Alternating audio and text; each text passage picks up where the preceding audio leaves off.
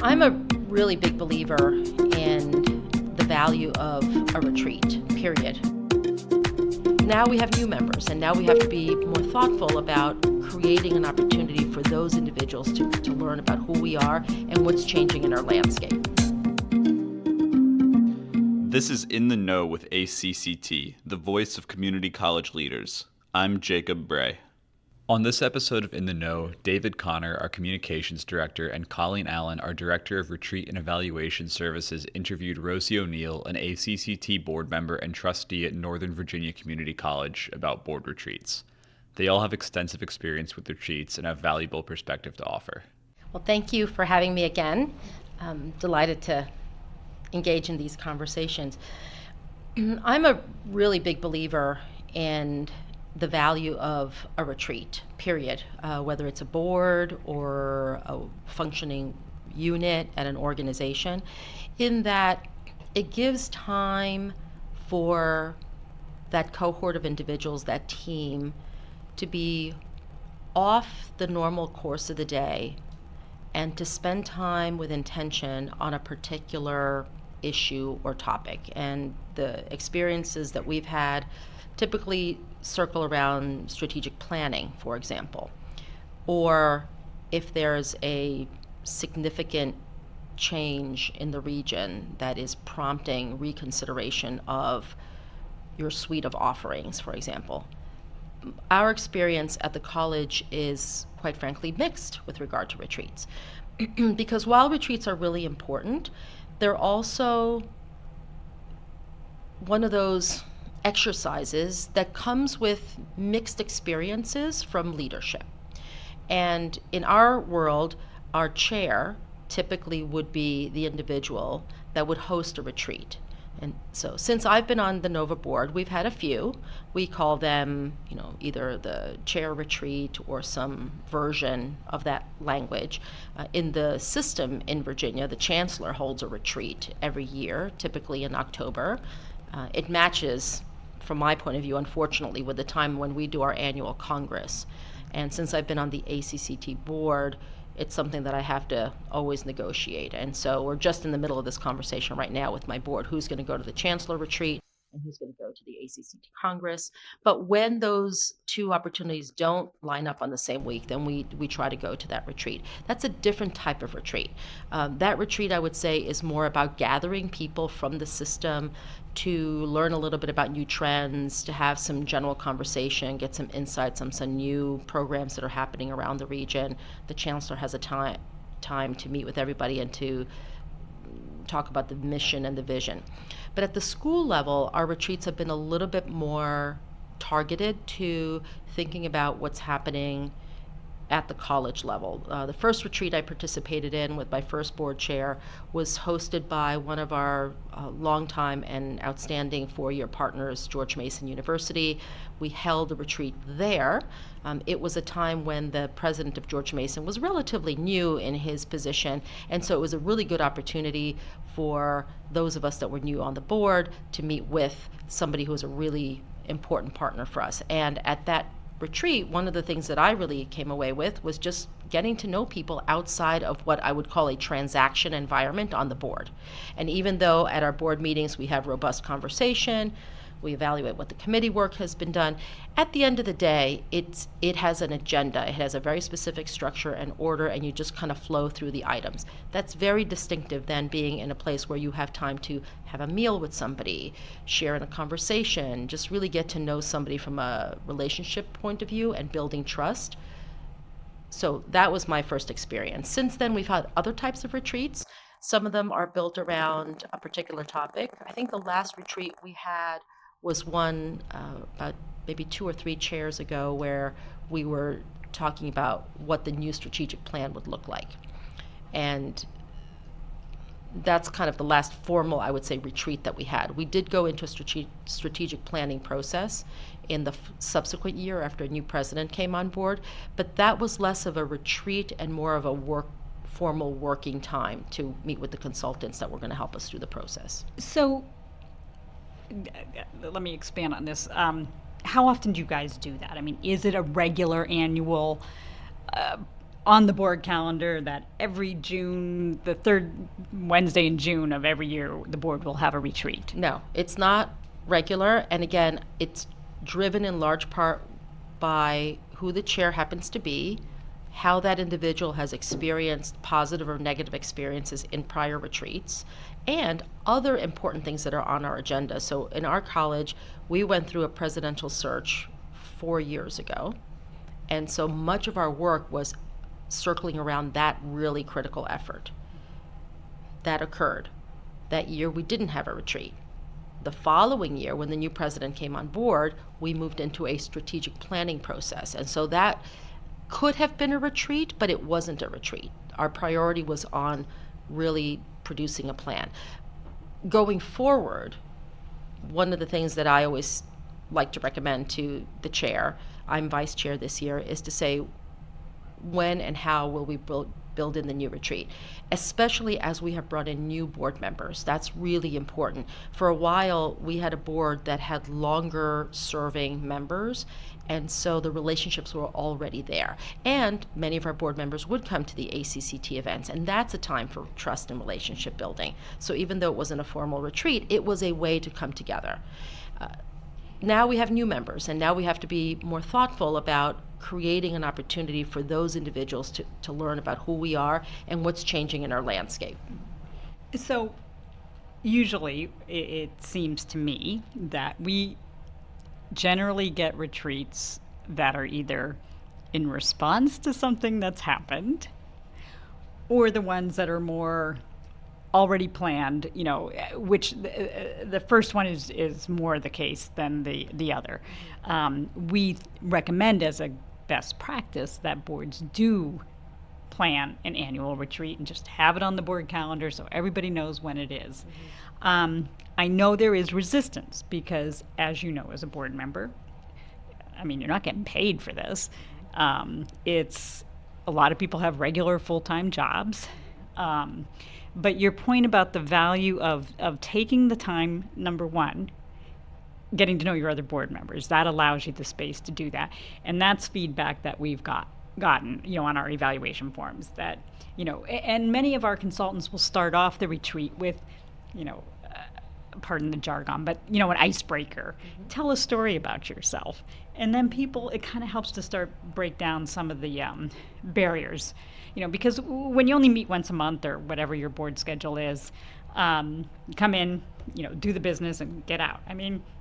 Everybody's lives are so busy. The last thing they feel like doing is, spending, and a lot of ours are on Saturdays or whenever we can get as many board members together at once.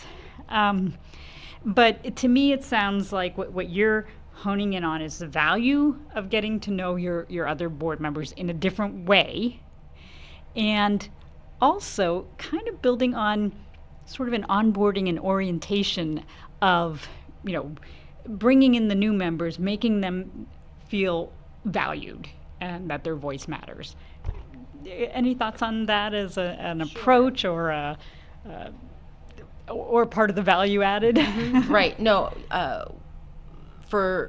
definitely for our school, we have made vast improvements in our onboarding process, because there is inconsistency of these other types of opportunities. And so one of the things that we do now in onboarding is invite certainly the chair, the vice chair, and whomever else has time to come for an onboarding conversation for new members, to give them an opportunity to have a conversation and to get to know somebody before you walk in the very first day.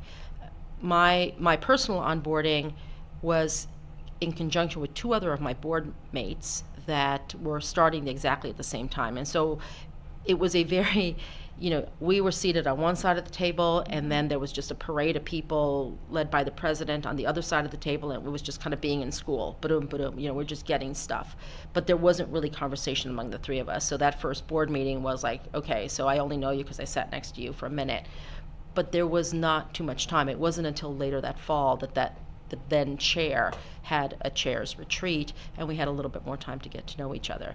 But I think it's an enormous value for either a simulation of an onboarding or an embellishment or a kind of go beyond the structure of the onboarding requirement, which is there's a basic transaction flow that has to happen that day, to something that's a little bit more organic. I would say that in sharp contrast, my experience on the ACCT board is completely different. So this is a board that does in fact have it on the calendar. We know exactly when it's going to be every year. We work toward that opportunity, and everybody looks forward to it. It's an extraordinarily productive time. Those of you that come that are members of the staff know that we are working all the time. And almost, I would say, one of the, I wouldn't say critique, but I think people feel as though they don't have enough downtime. It's almost a little bit opposite. But the things that we do outside of the working space is designed to have a collegial opportunity. Broadly speaking, I think the ideal situation is to have a regular annual retreat in the same way that we regularly have a presidential evaluation. We also just started doing board evaluations. That's another thing that's a value for the retreat. So we did a board evaluation this year. We have not yet come together to look at those results. But we're in a presidential search. One of the things I'm going to bring up to my chair in the next week or so when I see him is, could we put something on the books for maybe our September meeting, when we are not yet, we're still in the search process, to have a debrief. So what might that look like? And one of my consultants, I just want to say real quickly though, that he said the other day, he said, you can't do the presidential evaluation until the board knows that it's operating properly, until they do their own self-assessment. And I really thought about how important that is. Standard basic governance practices, understanding roles and responsibilities, and so. And now, are you guys SACS accredited? We are, and of course, SACS just now, this past December, put that as a rule. We were working on our board evaluation before the SACS requirement, which was beautiful because many months prior to that, we already had decided that we were going to do it, and then it was just a matter of who was going to help us go through it. It needed to be a third party. Anyway, get all that alignment. And but I agree. His point, it shouldn't just be shallow and checking off the box that, okay, correct. We've done that, we've met the criteria, correct. So, okay. I agree. Thanks. And so that is a really important point I think you're making about having the time for the board to get to know one another, the board to understand its own, functionality and honestly, a lot, like I said, a lot of my board retreats are in response to bad behavior, unfortunately. Sure. Right. I think, I'm a coach myself, and so I do a lot of facilitation, but one of the things that comes out in retreats is you learn about people's work styles and preferences and personalities, and that has a lot to do with, so people under stress are going to behave in a very particular way, different than they would if they have an understanding of how each of them works. So that's another big benefit of the retreat. One of the observations I would make is, having been on the ACCT board and learning how different our boards look, how different our appointment structures are, those particular elements matter also. So if I go, I'm a board, on our board, we all are termed, so we have 4-year term, and we cannot do more than 2 consecutive terms. That's not a lot of time. You're talking at least a 1 to 2 year ramp up to learn what's going on at a minimum. You have a couple of productive years, and then you're essentially winding down. It's different with a board that has longer appointments, even a 6-year term, and if you have a 12-year total, then you could really build in some normalcy to the calendar and an understanding. But regardless of whatever your structure is, it is still an imperative. I think it provides much more value. And even though some people don't want to take the time, it's important to do it. And also agreeing on the rules and the protocols of the retreat. I mean, a retreat doesn't matter. You could be in the most beautiful place off-site, but if everybody's kind of connected to their cell phone, you might as well be back home, right? So agreeing on the protocols of a retreat, how are we going to work together, everybody coming to consensus, all of those things matter in the quality of the experience. And having goals. And having, of course, right? And then whatever the retreat topic might be. is important. I'm sorry, you were going to say something? Well, I just want to say, as a quasi-disinterested third party here, since I don't work on ACCT's retreat services and I'm not on the board of a college or the board of ACCT, I attend the ACCT Summer Board Retreat every year. And listening to this, I find it really interesting because as long as I've been here, which has now been 11 years, I've attended every single board retreat. The first one was vital to me as the communications person because it did greatly expedite my knowledge of what the association is overall, and I'm sure that that would be the same at any institution.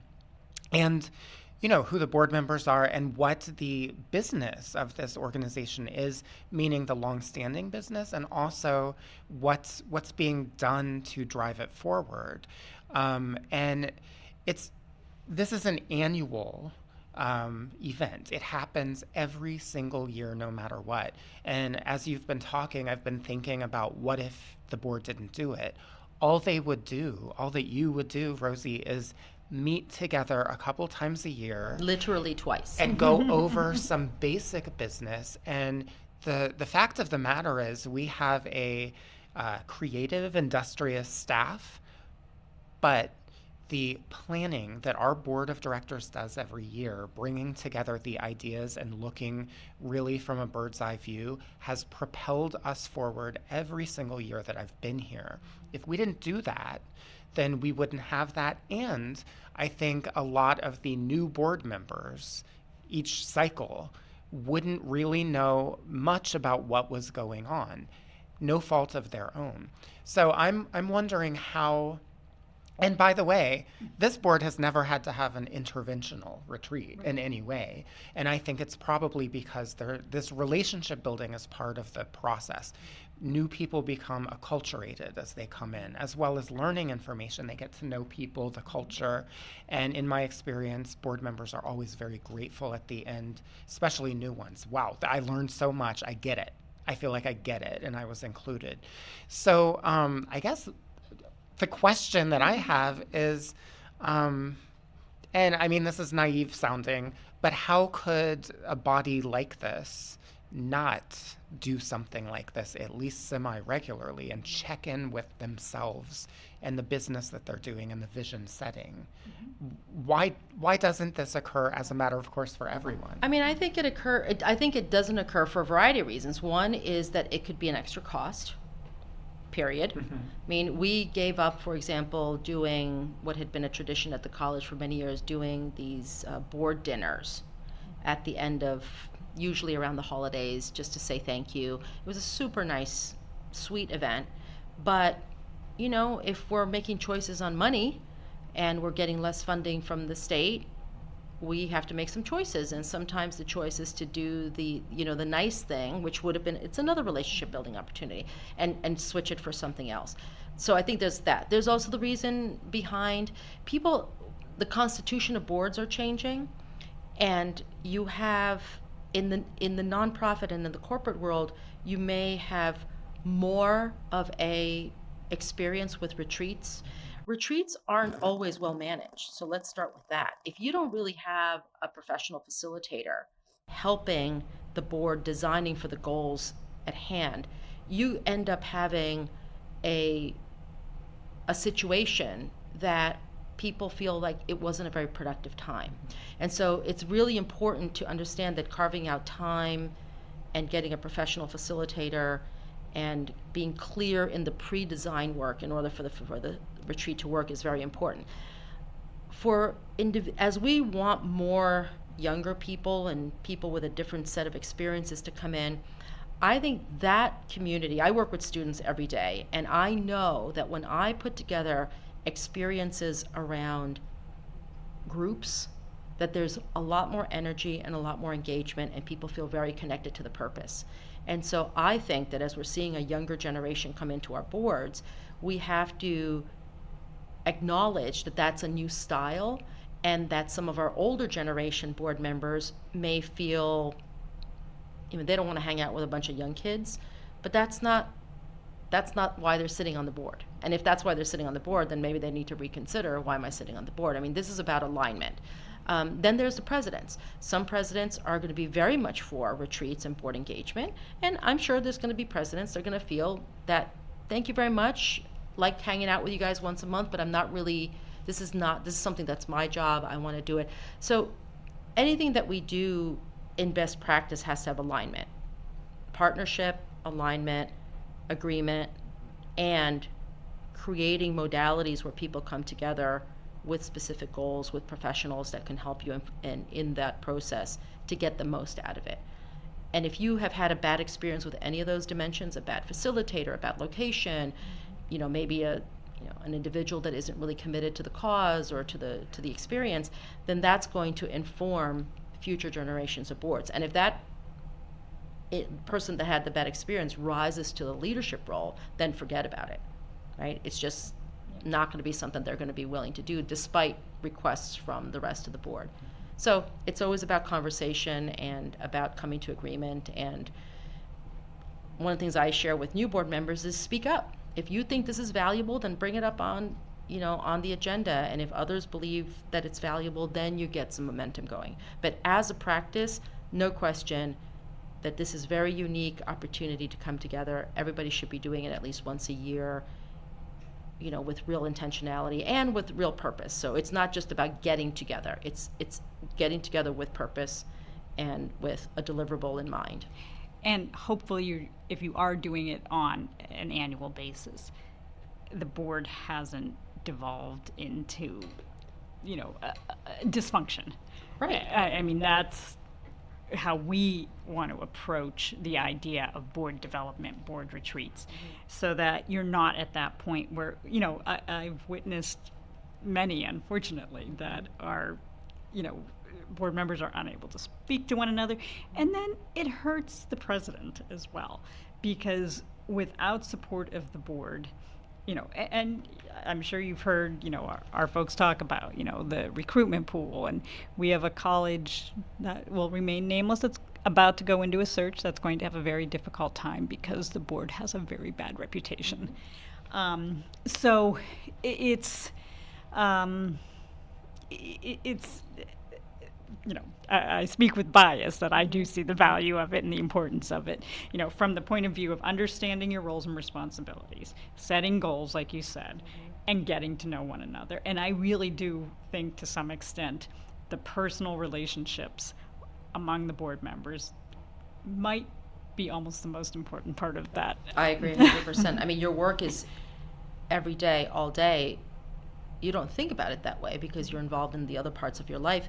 But the reality is, as was presented at the Governance Leadership Institute, somebody was talking about, there was a president and a immediate past chair that were doing a presentation about the partnership between the board and the CEO. And one of the things that they presented was the fact that they go out into their community and they're seen by their community all the time, every day, at the grocery store, at the flower shop, at the whatever. And so while we don't want to believe that we're together all the time, we're in the community all the time, and people know us, and if they know that this is the work that we're doing.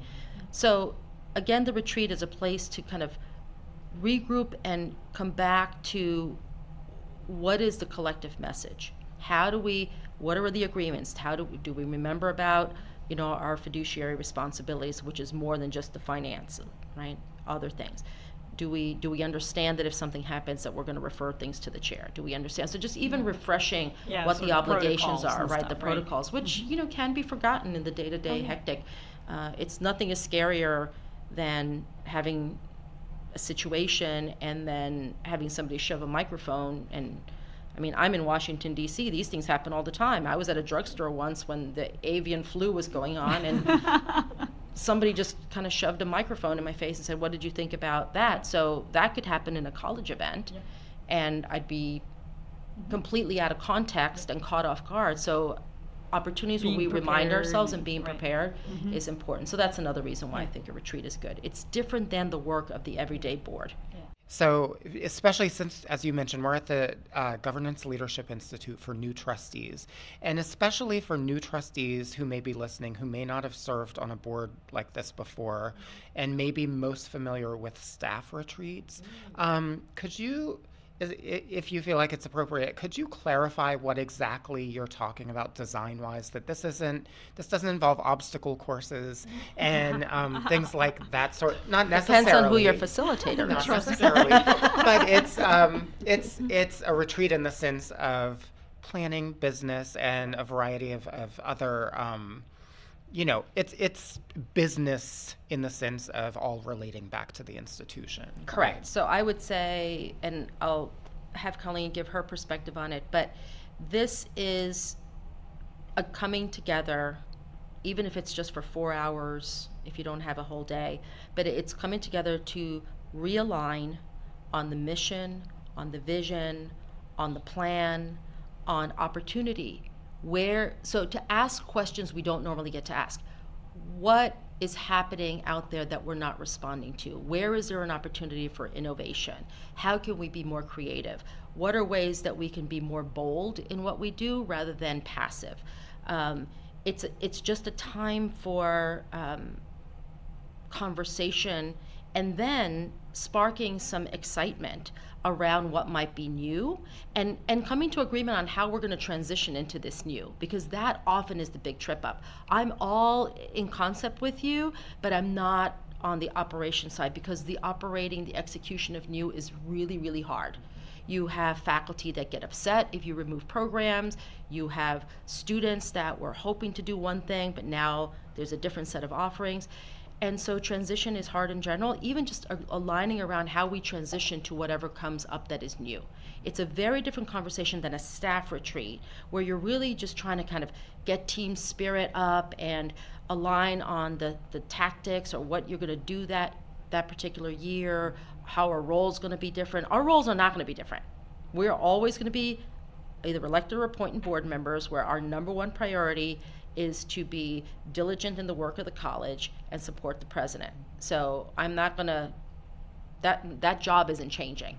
And that is a distinction, I think, between a staff retreat and what we're doing in terms of more of a visioning, innovation. So the theme of the retreat will drive it, but it's an opportunity to do conversations around challenge and innovation that you otherwise don't get to do.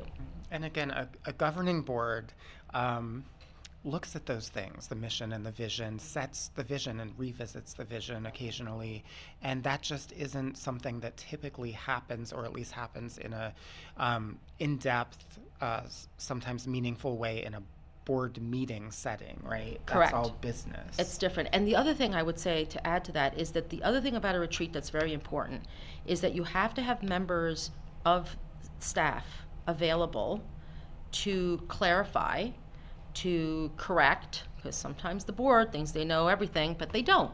And so you need senior staff to come in and correct and clarify, but also somebody to take note of what is actually being decided, so that the president has an opportunity to take all of that data and then organize it in a way that he can or she can report back to the board and say, okay, this is what I heard at the retreat. This is the way it lines up around our strategic plan. What do we want to keep doing? What do we want to do more of? What do we want to do less of? And then it offers an opportunity to kind of a whole series of conversations going forward. But there has to be not only the visioning mission work, but also the how we're going to do all these things. So it's connecting concept with operating reality, understanding that could be very challenging, especially if we're trying something super new. And just kind of from the more operational side of, putting one of these together, our consultants, for the most part, will interview each of the board members and build the agenda. They do phone calls. Sometimes they might send out a survey monkey, talk with the president, include the chair, and then they start to build the agenda for the retreat. Almost always, and I do think it's a good idea, is they spend some time reviewing the roles and responsibilities. I mean, if it's a totally new board, you have to spend time on that. But even for new or experienced board members, if you're coming together once a year, it's always good to be reminded, that's the president's job and this is your job, and clarifying those roles. Also, even the role of the chair. Understanding the chair's, sort of the liaison role they play between the administration, between the president and the board. and just some of the best practices of effective boards. But then, of course, people want a goal. They don't want to just come and spend a day, without a goal in mind. So I think the interviews that our consultants do early on help to build the agenda and what they will hopefully get out of it. We have a list of classic topics, but a lot of, new trends are impacting boards. Demographic changes. We just did a podcast with the Pew Research Center about, the changing nature of the compositions of the boards. Younger, more activist board members coming on, wanting a voice, but, how you maintain, respect for differing points of views, also within the constructs of what the board protocols are and what their actual roles and responsibilities are. So, yeah, no, I agree. It's change is the constant. So get prepared. Yeah, and our president likes to say, the continuum, too, of what the board goals are, even if the leadership changes. So. All right. Well, thank you both. If you'd like to learn more about retreats generally or retreats as offered by ACCT, definitely visit our website, acct.org. You can contact Colleen directly at callen, ALLEN, at acct.org. And do look into it if you don't do retreats. I mean, I think it seems like it's worth the investment based on everything that I've seen, everything I'm hearing. So don't be a stranger. Get in touch with us, and thanks for listening. As David just said, please feel free to reach out if you have any more questions. Later in the episode, Colleen mentioned a podcast we recorded with Pew. That episode featuring Mark Hugo Lopez, Pew's Director of Global Migration and Demography Research, will be released next week. Thanks for listening. We'll see you then.